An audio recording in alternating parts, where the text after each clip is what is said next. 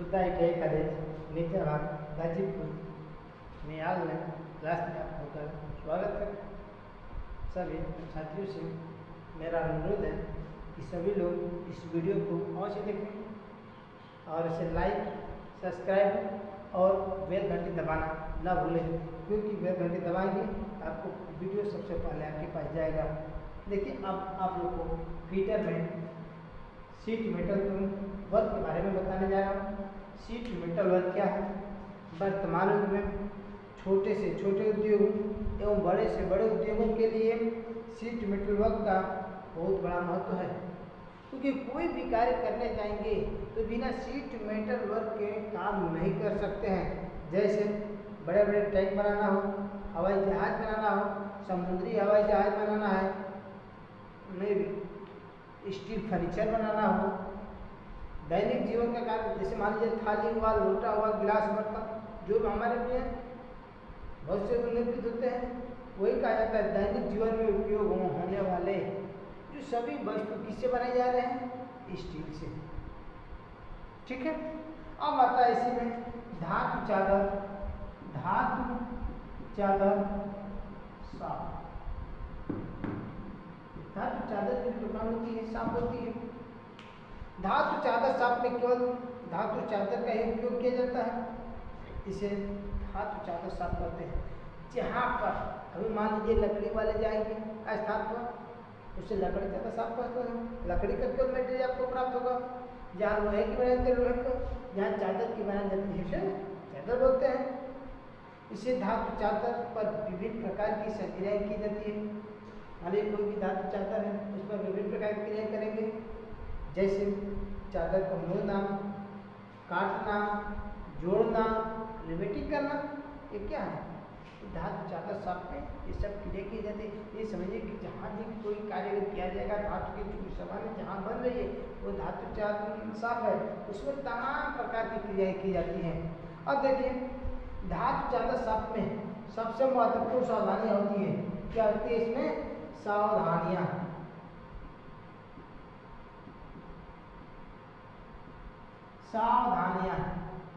देखते हैं कि वर्कशॉप में आप लोग किसी ढंग से चले जाते हैं, लेकिन ये सबसे महत्वपूर्ण सावधानियां हैं, क्योंकि आप लोगों को पहले ही चैप्टर में सबसे वर्कशॉप में जाने से पहले आप लोगों को बहुत सी सारी सावधानियां बता दी जाती है कि जूते पहनकर नहीं जाना चाहिए, आवश्यकता के अनुसार औजार का प्रयोग करना चाहिए, बिना अज्ञात का उसको प्रयोग नहीं करना चाहिए,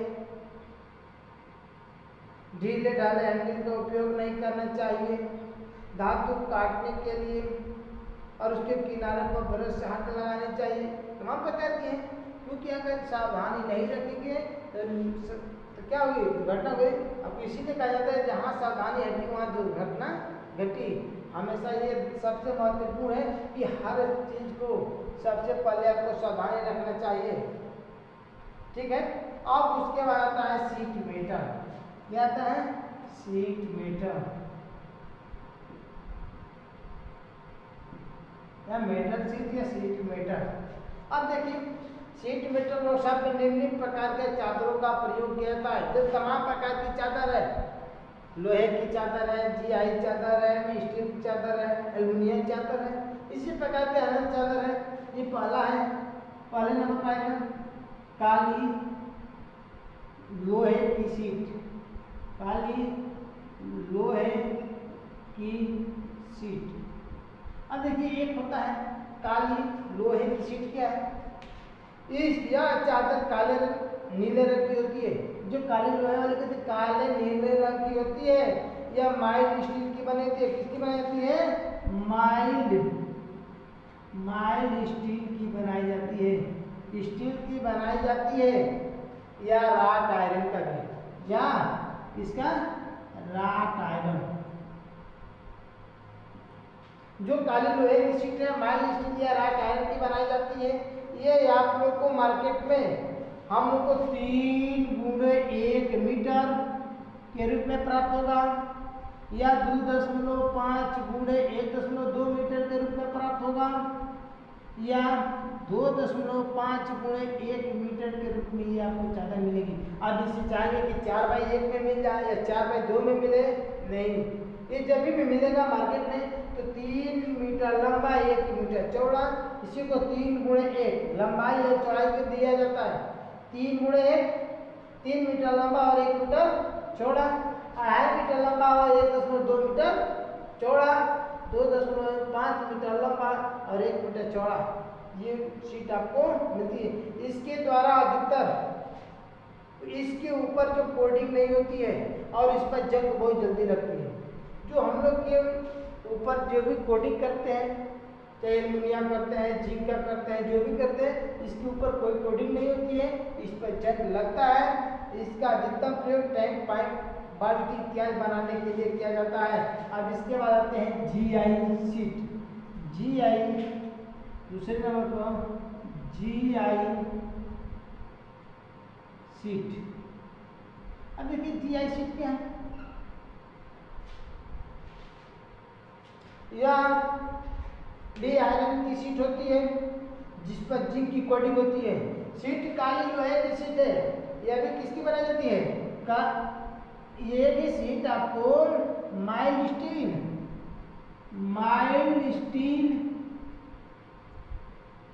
या राट आयरन, यह भी माइल्ड स्टील या राट आयरन की बनाई जाती है। लेकिन इस पर इसका GI जो जिंक की कोटिंग होती है, जो जिंक होती है, जिंक की कोटिंग होती है, क्योंकि ये शीट तैयार करने के बाद इसके ऊपर जिंक का एक लेप लगा दिया जाता है। मान लीजिए हम लोग कोई ऐसा कोई सामान बनाते हैं, उसको कोटिंग क्या करते हैं, पेंट लगा कर मार देते हैं। उसी तरह ये भी कंपनी में ये काली लोहे की शीट बनाई जाती है, लेकिन उस पर जिंक का जो होता है इस पर लेप कर दिया जाता है, जिससे मूर्छा नहीं रहता है। ये भी किसमें मिलेगा, वही लंबाई मिलेगा, 3 गुणे 1 मीटर की लंबा होगी, 2.5 गुणे 1.2 मीटर का होगा और 2.5 गुणे 1 मीटर की लंबाई में प्राप्त होगी। ठीक, अब ये नहीं जिससे अधिक होगा, यह भी मिलेगा। अब इसके बाद देखिए, अब आता है इसके घरेलू सामानों के लिए उपयोग किया जाता है, जैसे ड्रम, बाल्टी या अन्य घरेलू सामानों को बनाने में इसका प्रयोग किया जाता है। अब आता है 3 नंबर में टीन शीट। तीसरा क्या आता है, टीन शीट। ये लोहे की चादर होती है जिस पर टीन की कोटिंग होती है। किसकी बनाई जाती है, ये लोहा की बनाई जाती है।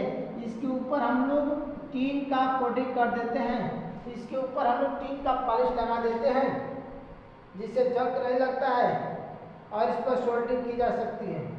देखिए इस पर सोल्डरिंग भी की जाती है। ये शीट चमकदार चांदी जैसे दिखाई देती है, आपको चांदी की तरह ये चमकता हुआ सफेद दिखाई देगा। अब आता है तांबे की शीट। चौथे नंबर पर आता है तांबे की शीट। यह तांबे की छड़ों को रोलिंग करके चादर बनाई जाती है, जो ताकि जैसे कि इसे छड़ होगा उसको रोलिंग मशीन द्वारा उसको क्या करता है, रोल करके बनाया जाता है। इसका प्रयोग अधिकतम बर्तन, बिजली के सामान बनाने में किया जाता है। इस पर भी जंग नहीं लगता है। लोहे के तारों देखे होंगे, जो हमारे पास जो घरों में तार यूज करते हैं वायर, उसका इस तांबे का ही बनाया जाता है। नहीं कहते कि हमको तांबा वाला चाहिए, वही तांबा का बनाई जाती है जिस पर इसमें जंग नहीं लगता है। ठीक, अब उसके बाद आते हैं पीतल की शीट। पीतल की शीट यह तांबा और जस्ते को मिलाकर मिश्रण होता है। तांबा व जस्ता, पीतल हम लोग तांबा और जस्ता मिलाकर बनाते हैं, वही कहा रहे हैं तांबा और जस्ता का यह मिश्रण होता है। पीतल को छड़ों को रोलिंग करके विभिन्न प्रकार के नापों में तैयार किया जाता है। ये विभिन्न प्रकार के आकारों में इसको तैयार किया जाता है। इसका प्रयोग घरों में बर्तन बनाने इत्यादि के लिए किया जाता है। अब आता है 6 नंबर पर स्टेनलेस स्टील।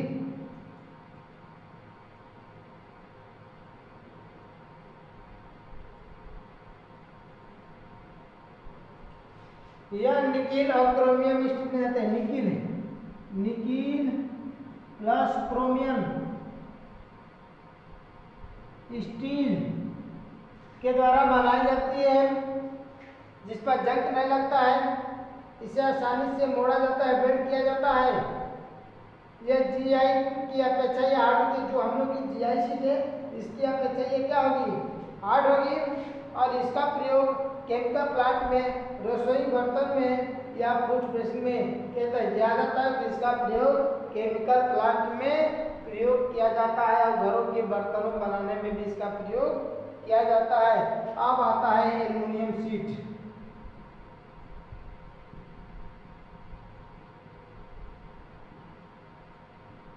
एल्युमिनियम शीट यह शुद्ध रूप से प्रयोग नहीं किया जाता है। देखिए, जैसे हम लोग आभूषण को, जो सोने का भी आभूषण होता है वो शुद्ध रूप से सोना नहीं होता है, उसी तरह जो एल्युमिनियम शीट आती है ये शुद्ध रूप से एल्युमिनियम नहीं होती है, बल्कि इसमें कुछ मात्रा तांबा, सिलिकॉन और मैंगनीज, इसमें क्या मिल जाते हैं, तांबा प्लस सिलिकॉन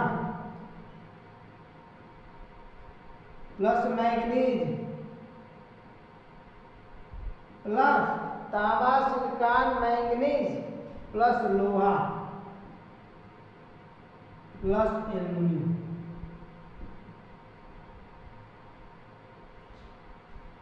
तब हमारा आगे क्या बनेगा, एल्युमिनियम शीट। उसमें तांबा की मात्रा होगा, सिलिकॉन की मात्रा होगी, मैंगनीज की भी मात्रा होगी, लोहे की मात्रा होगी, एल्युमिनियम का भी मात्रा होगा।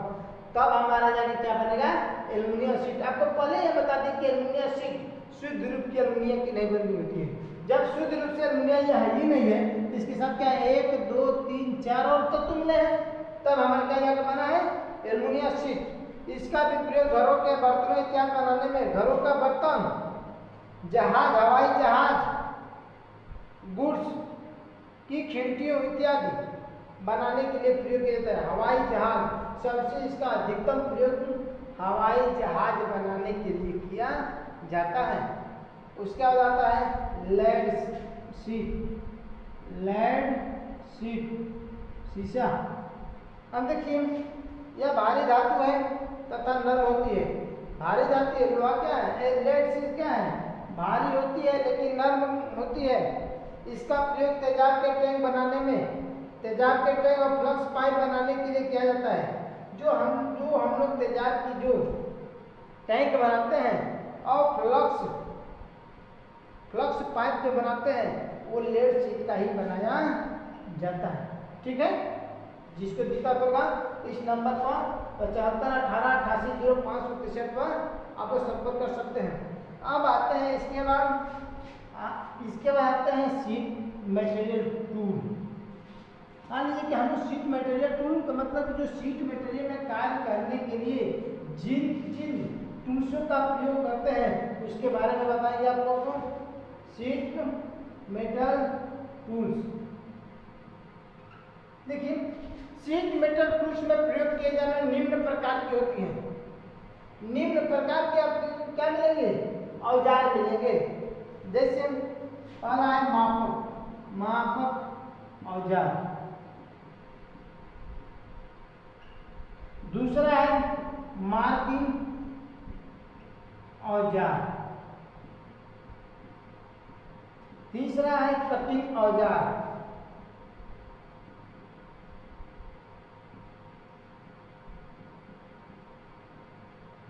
चौथा है चोट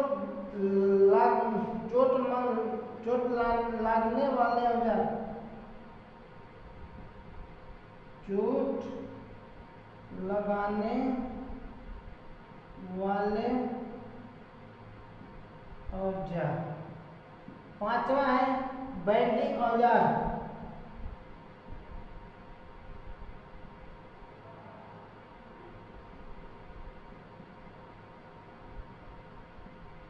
छठवां है आप लोग को सुराख करने वाले औजार,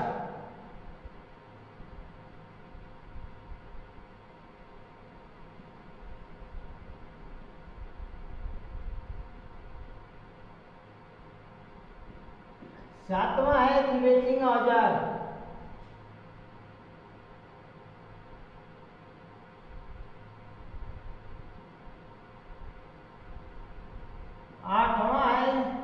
सीमिंग औजार। शीट मेटल वर्क में ये 8 प्रकार की कम से कम औजार होंगे। ये केवल औजार है, अभी ये उसमें तो अलग अलग भी आएंगे। ये नहीं कि मार्किंग औजार में केवल मापक औजार में केवल मापने वाला जो भी औजार तमाम आ जाएंगे। तो इसमें क्या है, मापक औजार है, मार्किंग औजार है, कटिंग औजार है, चोट लगाने वाले औजार है, बाइंडिंग औजार है, सुराख करने वाले औजार और रिवेटिंग औजार और सीमिंग औजार। ये सब 8 प्रकार के हैं। 8 प्रकार के भी बहुत से भी है और उसमें ओके। अब देखिए मापक औजार, पहले बताइए मापक औजार। मापक औजार में भी निम्न प्रकार है। पहला एक है, देखिए स्टील रूल आ गया, स्टील रूल। उसके बाद आता है स्टील टेप, स्टील टेप। उसके बाद आता है स्टील ट्राई स्क्वायर या ट्राई स्क्वायर समझ लीजिए, ट्राई स्क्वायर। इसके बाद आता है डी में वायर गेज, वायर गेज। ये सब मापने की केवलियत है। पर पिछले आपको क्लास में सब शुरू में सबसे पढ़े steel rule. Steel rule stainless steel की बनाई जाती है। इसके लिस्ट अकाउंट ब्रिटिश में 1/64 इंच और मैट्रिक पढ़ाई में 0.5 mm होता है। ये बस समझिए कि इसके केवल स्टील को जागों को मापने के लिए इसका प्रयोग करते हैं। स्टील टेप, कोई भी जाग चादर को मापना होगा तो स्टील टेप से नहीं मापेंगे, छोटा छोटा नहीं करके सीधे क्या करेंगे, स्टील टेप से सीधे उसको माप देंगे। ट्राई स्क्वायर, जब भी चादर का एंगल पर काटना होगा या एंगल को मापना होगा उसे किसे नापेंगे, ट्राई स्क्वायर से। वायर गेज, इसे वायर गेज भी कहते हैं, शीट मेटल गेज भी कहते हैं। क्या कहते हैं, शीट मेटल गेज भी कहते हैं। अगर वायर से वायर भी नापेंगे तार को। और शीट मेटल वर्क में इसका क्या प्रयोग है, शीट की मोटाई ज्ञात करने के लिए वायर गेज का प्रयोग किया जाता है। वायर गेज या शीट मेटल गेज का प्रयोग किया जाता है शीट की मोटाई ज्ञात करने के लिए। शीट हमारा ये कितना mm मोटा है। अब उसके बाद आते हैं दूसरा पर अभी बताएं आप लोग को, मापक औजार के बाद मार्किंग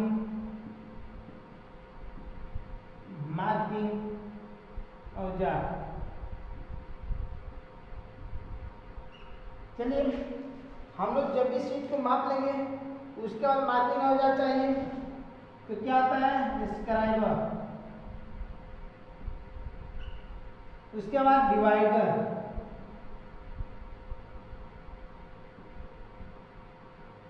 उसके बाद आता है कंपास, उसके बाद आता है ट्रेमल, उसके बाद आता है स्क्रेचल,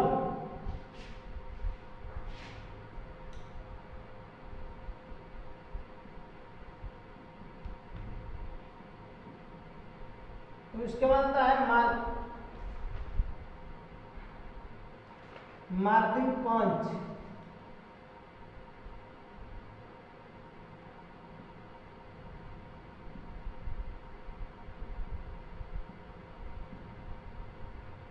ठीक है। ये कम से कम 1 2 3 4 5 6 प्रकार के होते हैं स्क्राइबर। सबको मालूम है कि स्क्राइबर का कार्य क्या होता है। कभी भी 2 स्थानों पर निशान लगाना है तो उसको किससे खींचेंगे, स्क्राइबर से खींचेंगे। शीट पर सरफेस रेखाओं खींचने के लिए स्क्राइबर का प्रयोग किया जाता है। और स्क्राइबर का पॉइंट सबको मालूम है कि 12 से 15 के एंगल पर होता है और इसको 15 से 20 एंगल पर ग्राइंडिंग करते हैं, उसको नोट बनाते हैं। ये हार्ड पेपर, तो ये समझिए किसी को रेखा ही खींचेंगे, चाहे स्ट्रेट खींचे या टेढ़ा मेढ़ा खींचे, जो भी रेखा खींचना होगा केवल खींचने का कार्य करेंगे। अब आता है डिवाइडर। शीट मेटल में वृत्त चाप लगाने के लिए डिवाइडर का प्रयोग किया जाता है। जब भी मान लीजिए कि कोई एक हमारा सीट है उसको आधा से अधिक बांटना होगा तो हम लोग कैसे बांटेंगे? डिवाइडर के माध्यम से बांटेंगे। ये 200 mm तक अर्धव्यास तथा वृत्त ये चाप लगा सकते हैं। इसके द्वारा कितना 200 mm तक ही हम लोग कार्य कर सकते हैं। 200 mm से अधिक कार्य करने के लिए किसका प्रयोग करेंगे? कंपास का करेंगे। कंपास का कोई कम है, शीट मेटल पर वृत्त व चाप लगाने के लिए कंपास का प्रयोग किया जाता है, लेकिन 200 से जब अधिक होगा तब कंपास का प्रयोग करेंगे। ठीक है। अब देखिए ट्रेमल का काम भी क्या है? बड़े वृत्त की स्याही बनाने के लिए ट्रेमल का प्रयोग किया जाता है। इससे हम लोग 72 इंच से 6 इंच से लेकर 72 इंच तक रेखा खींचेंगे। कितना? इसके द्वारा ट्रेमल के द्वारा 72 इंच या 6 अंश तक रेडियस में रेखा खींची जा सकती है। ठीक है। 6 मिनट। अब देखिए स्क्रेचुअल के कार्य क्या है? इसे शीट पर गहरी रेखाएं खींचने के लिए जब हमको शीट पर गहरी रेखा खींचना होता है, ये तो रेखा के रूप पर से खींचेंगे इस तरह, अब ज्यादा गहरा रेखा खींचने के लिए स्क्रेचुअल का प्रयोग किया जाता है। यह लकड़ी का हैंडल लगाता है, इसके अंदर लकड़ी की हैंडल लगाता है कि लकड़ी का हैंडल देकर ज्यादा दबा कर क्या करते हैं? खींच सकते हैं। और यह 15 से 20 इंच की कोण पर ग्राइंडिंग की जाती है। अब आता है पंच। शीट मेटल लगाए जाने के लिए रेखाओं को पक्का करने के लिए पंच का प्रयोग किया जाता है।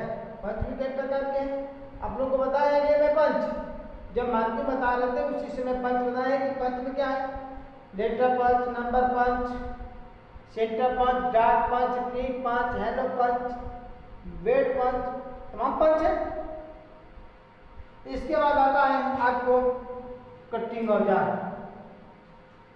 क्या मिलता है? काटने वाले औजार।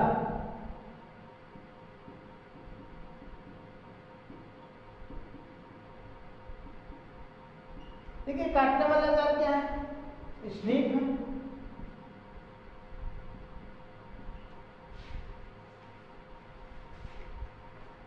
उसके बाद आएंगे सीयर है,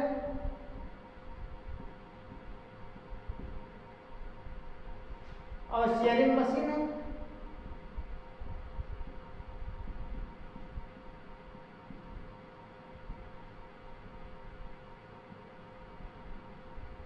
इसमें 3 प्रकार के आते हैं। क्या आते हैं? एक स्लिप होती है, एक सीयर, एक क्या होता है? सीयर, और दूसरा होता है शेयरिंग मशीन।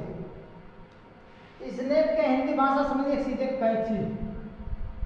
कैंची सभी घर में कैंची मिलेगा, लेकिन वो लोहा काटने, कपड़ा काटते हैं, बाल काटते हैं, और यह लोहा काटने वाली अलग कैंची होती है जो उससे क्या होगा? मजबूत होगी। यह एक प्रकार की कैंची है। इसका प्रयोग धातु की पतली शीट को काटने के लिए किया जाता है।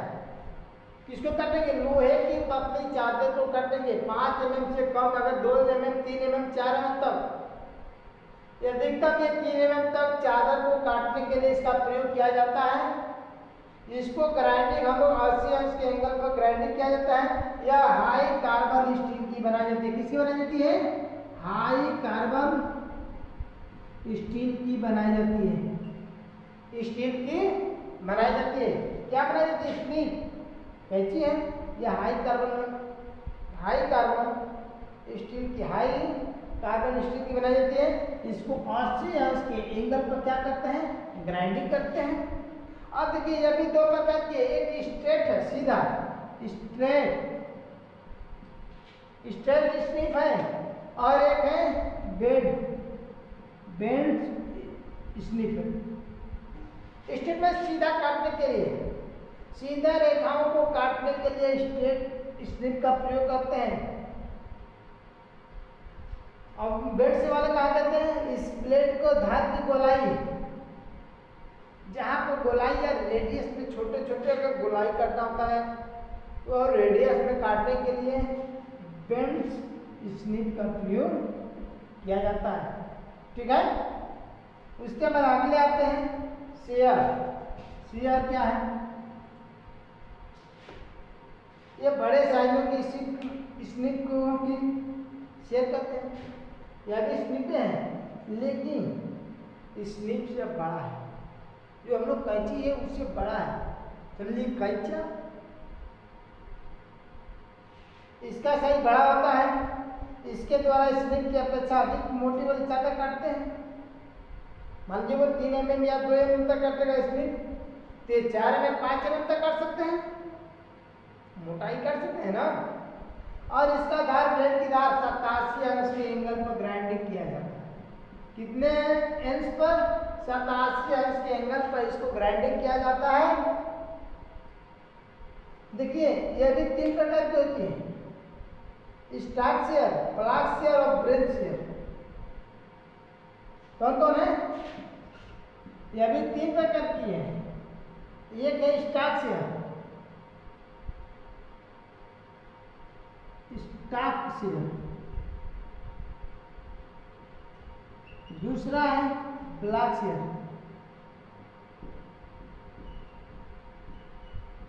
तीसरा है ब्रेंच शेयर। ठीक है। ये भी 3 प्रकार के शेयर है, होते हैं, लेकिन सभी एक काटने के लिए। ठीक है। उसके बाद आते हैं शेयरिंग मशीन। इस मशीनों को उपयोग वृत्त काटने के लिए, कर्व काटने के लिए या टेढ़ा मेढ़ा हाथ को घुमाकर काटने के लिए शेयरिंग मशीन का प्रयोग करते हैं। जहाँ कर्व काटना है, मान लीजिए टेढ़ा मेढ़ा काटना है, हाथ घुमा दिए, जो भी टेढ़ी मेढ़ी रेखा काटने के लिए शेयरिंग मशीन का प्रयोग करते हैं। ठीक है। अब आते हैं आप लोगों को चोट लगाने वाले औजार। देखिए ये क्या है, चोट लगाने वाला औजार।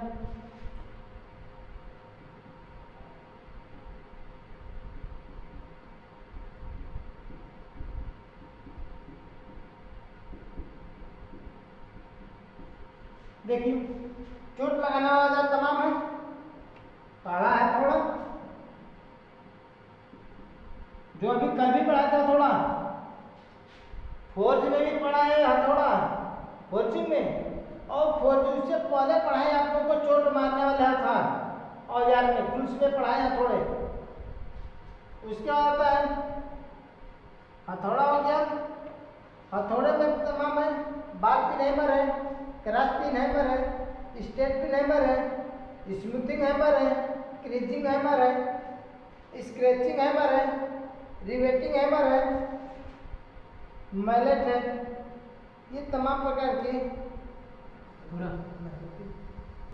ये देखिए शीट मेटल टूल्स में एक है चोट लगाने वाला औजार का हथौड़ा आता है, एक मेटल आता है। अब हथौड़े में तमाम प्रकार के हथौड़े होते हैं, जैसे बाल पिन हैमर हुआ, क्रॉस पिन हैमर हुआ, स्ट्रेट पिन हैमर हुआ, पहले भी बता चुके हैं। अब देखिए कुछ ऐसे भी विशेष प्रकार के हैमर होते हैं, smoothing hammer, creasing hammer, stretching hammer, riveting hammer. इसके बारे में आप लोग पिछले कक्षा में भी पढ़े हैं, जो 3 बार इसको पढ़ा दिए। अब इसको देखिए स्मूथिंग हैमर क्या है। ये हैमर कास्ट आयरन या लकड़ी की बनी होती है। इसका प्रयोग ज्वाइंट को ठीक करने में दबाने के लिए। मान लीजिए ये लकड़ियाँ है, लोहे का बनेगा। जब ये 2 है, इसको अगर ये अच्छी तरह दबाना है मोड़ को, या 2 इस तरह रख दिए, इसको आपस में जोड़ने के लिए, इसको दबाने के लिए स्मूथिंग हैमर का प्रयोग किया जाता है। अब देखिए क्रीजिंग हैमर। इस प्रकार के हैमर का प्रयोग शीट मेटल में शीट ज्वाइंट के निचले भाग को दबाने के लिए करते हैं, दबाने के लिए किया जाता है। ये निचले भाग, जैसे भाग दब गया, इसके भाग के जो निचले भाग पूरे भाग को दबाना होता है, उस समय क्रीजिंग हैमर का प्रयोग किया जाता है। स्ट्रेचिंग हैमर का प्रयोग शीट को लंबाई बढ़ाने के लिए, किसी लोहे को बढ़ाने के लिए, शीट को बढ़ाने के लिए। मान लीजिए हमारे पास 2 mm की पतला है, अगर 1 mm छोटा हो रहा है, उसमें इसको पीट कर बढ़ाने के लिए स्क्रैचिंग हैमर का प्रयोग किया जाता है। Rivet hammer.